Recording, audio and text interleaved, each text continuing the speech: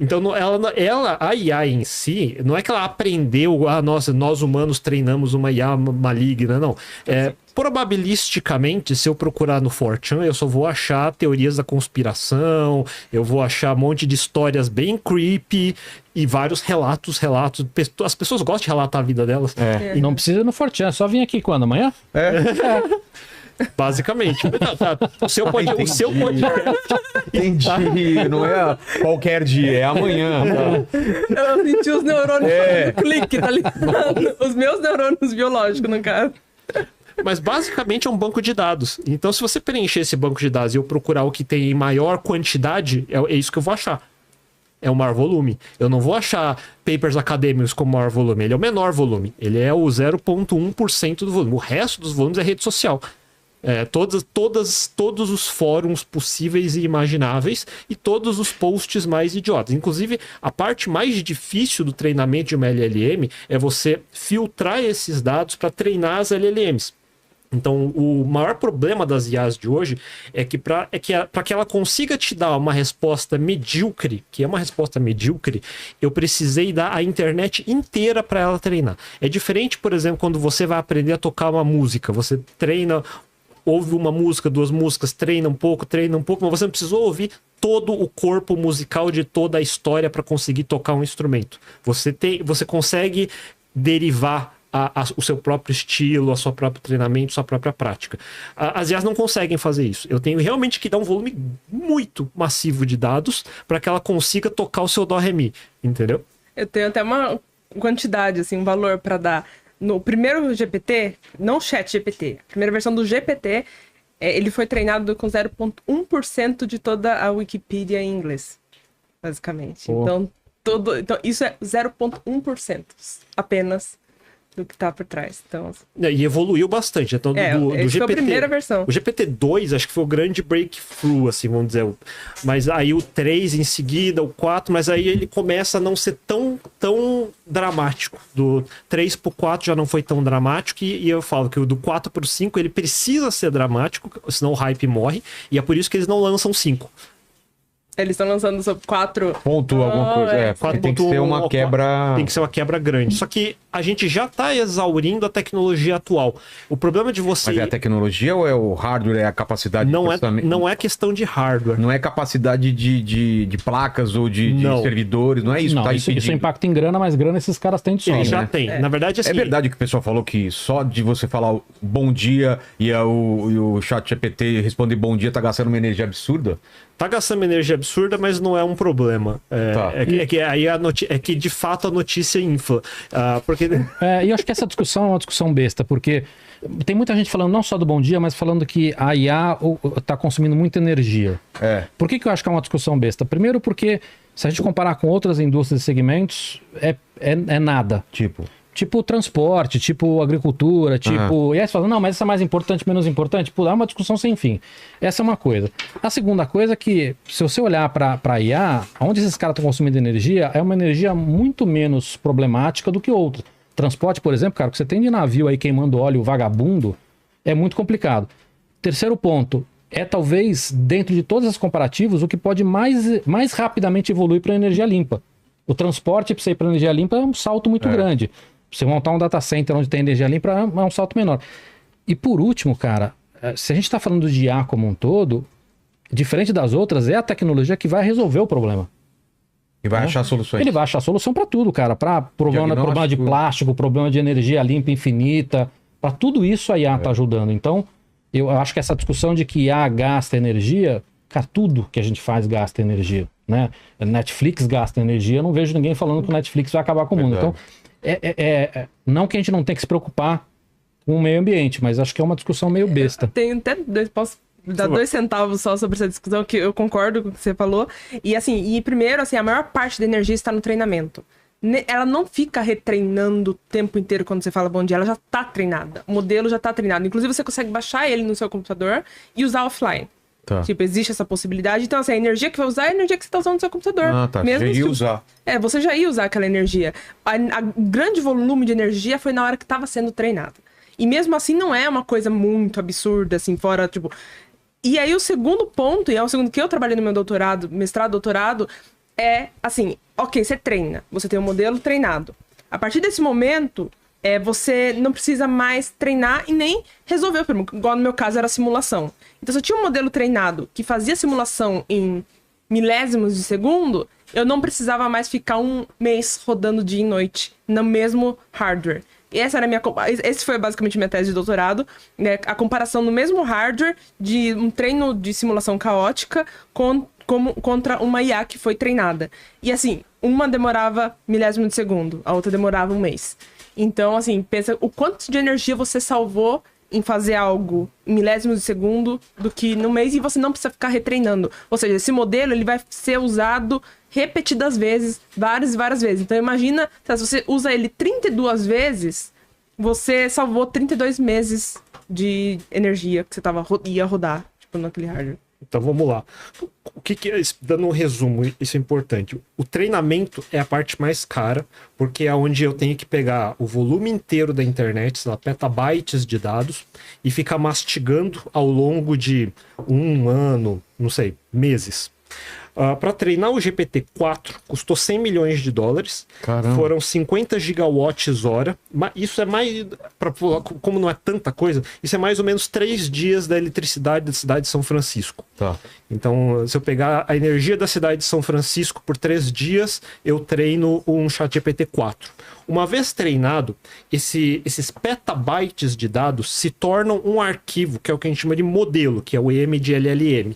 Esse modelo vai ter a ordem, uma ordem de grandeza menos. É como se, entre aspas, bem entre aspas, eu estivesse pegando uma foto RAW e transformando num JPEG. Ele perde resolução. Uma foto com toda a amplitude de cores e se reduz por uma coisa que... Você quer ver um exemplo bom?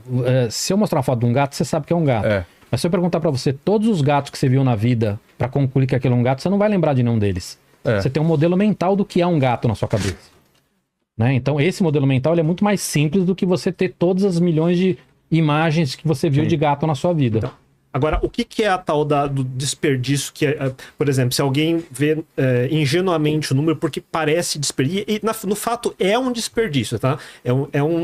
Por exemplo, se eu pedir para um chat GPT, resolva para mim esta regra de 3, que é uma coisa que eu faria em 2 segundos numa calculadora, a calculadora gastaria quase nada de energia, .x watts.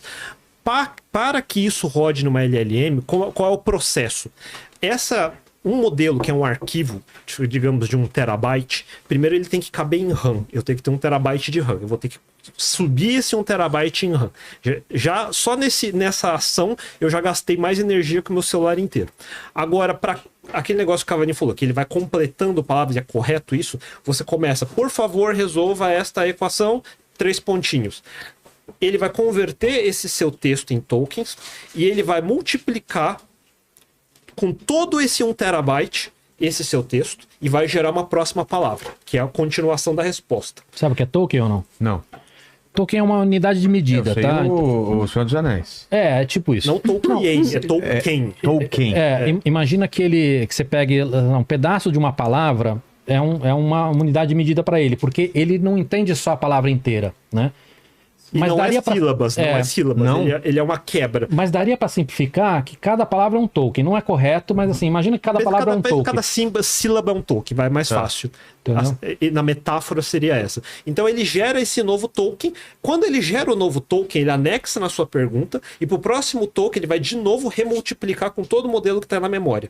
E isso, ele vai fazer isso sílaba a sílaba. Então imagina agora um modelo que tem terabytes e eu tenho que ficar multiplicando N vezes até terminar a resposta. Então se você tem na resposta 1000 tokens, ele teve que refazer esse cálculo 1000 vezes para cada novo token.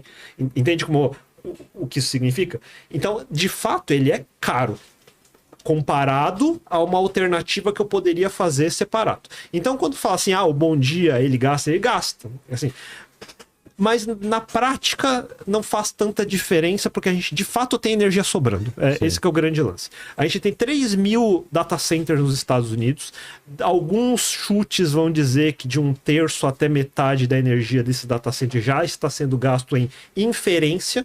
Inferência porque é difícil de escalar. À medida que eu tenho uma GPU com esse modelo, ele só consegue atender uma pessoa de cada vez. Não é que nem um servidor web que eu coloco 10 mil pessoas no mesmo servidor, sabe? Tá. Então, ele bloqueia aquele modelo enquanto ele está fazendo esse cálculo. Então, toda pergunta irrelevante que não te está gerando valor, entre aspas, você está realmente queimando energia. Queimando energia, é isso que vai acontecer mesmo.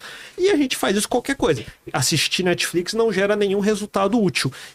Mas ele gasta para fazer o streaming, vai gastar no data center para processar o vídeo, ele vai gastar na transferência, ele vai gastar na sua TV para processar esse vídeo. Então, para assistir o Netflix custa mais caro do que para eu assistir qualquer outra coisa, por exemplo, porque tenho um CPU, uma GPU ali trabalhando para decodificar esse vídeo streamado, por exemplo.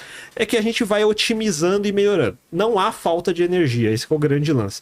Os data centers são construídos em alguns locais estratégicos para isso. Em alguns casos que nem está acontecendo agora, aconteceu, não lembro se foi no Arizona, em Utah, acho que foi em Utah, eles tinham uma política local da cidade, onde eles tinham incentivo para criar data centers, então era um local que não tinha, eles queriam incentivo, só que aí deu um pico desse uso, e aí a energia da cidade começou a ter problema, então eles tiveram que revogar os incentivos para novos data centers, para não desbalancear. O uso de inferência de modelos de LLM como foi muito rápido, ele deu picos muito altos em alguns locais que não estavam preparados para isso. E como todo mundo queria vender o mais rápido possível, foi só colocando mais rápido até um ponto que você chega num ponto crítico de uso de energia. E em alguns locais isso aconteceu. Isso de fato aconteceu. E aí isso só moveu para outros data centers. É isso que a gente tem feito. O lance da bolha é que todo esse investimento está sendo feito em colocar hardware que consiga fazer esse processo de inferência, que não é um servidor normal, é uma GPU. E a NVIDIA é a maior fornecedora, e é por isso que hoje, inclusive, deu a notícia que ele foi a primeira empresa da história a ultrapassar os 2 trilhões de dólares de valuation. Hoje. Então, quando a primeira empresa atinge 1 trilhão, não faz muito tempo atrás, acho que não faz 5 anos, acho que foi a Apple, se eu não me engano, atingiu 1 trilhão. Agora, a NVIDIA cresceu para 4 trilhões, para dar uma perspectiva, isso acho que é 2 vezes o PIB do Brasil. Essa é uma empresa Vale. Então, esse é o nível de expectativa que se criou em cima disso. Como a expectativa lembrando alta, que, assim, as placas desses caras servem para quê? Jogos, cripto e IA. Agora é só IA. Fala se os caras não estão na moda, cara. Agora é só IA. Inclusive o povo de gaming tá puto com eles porque eles... Tá faltando? Tá faltando. Não só tá faltando, eles não estão dando prioridade mais. Então os gamers estão puto com isso. A 5090 não é uma boa placa, eles estão economizando em RAM. Aí, por exemplo, modelos tem vários tamanhos. Inclusive...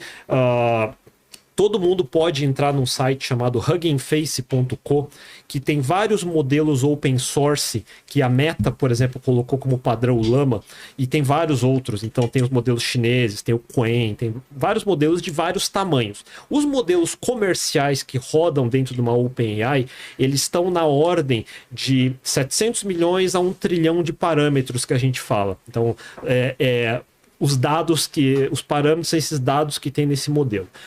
Existem modelos esses modelos eu posso destilar, é um processo chamado distillation. Eu posso pegar um modelo de 1 trilhão e destilar num modelo menor de 600 milhões, 60 milhões, 10 milhões, 10 bilhões, tô falando milhões, é bilhões. E aí ele cabe em gigabytes. Então, quando eu tenho um modelo da ordem de 17 bilhões de parâmetros, eu estou falando de um arquivo da ordem de 20 gigabytes. E esse arquivo consegue caber numa 5090 da NVIDIA, que é uma placa consumidora, que tem um máximo de memória de 24 GB.